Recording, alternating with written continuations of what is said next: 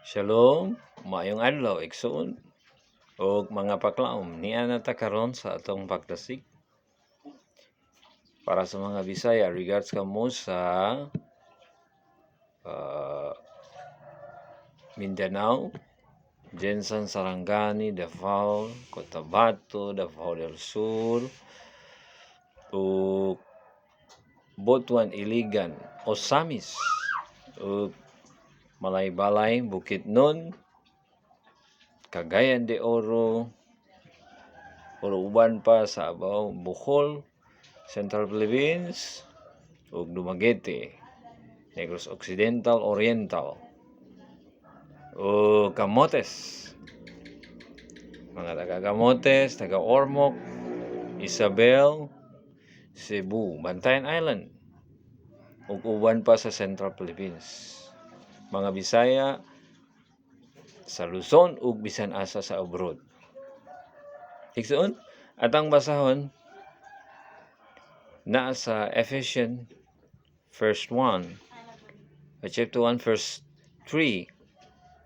Praise to God and Father of our Lord Jesus Christ, who blessed in the heaven realms with every spiritual blessing in Christ.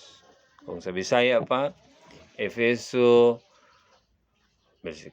versikulo 1, titulo 3. Dalaygon ang Dios ug Amahan sa atong Ginoong Hesu Kristo nga nagapanalangin kanato samtang panalanginin nga espirituhanon sa mga langit nung dapit diha kang Kristo. Igsoon, o mga paglaom, na hinumdum ka ang grasyas gikan Ginoo bago kada adlaw, ug iyang faithfulness it's never fail. Adunay ba kita depend on Him? Musalig ba kita sa iya? Ug magpasalamat ba ta sa Ginoo may tungod sa iyahang pakamaayo binuhat alang kanato? Pero igsuon, sultihan ta ka usahay gud ta makalimutan ana.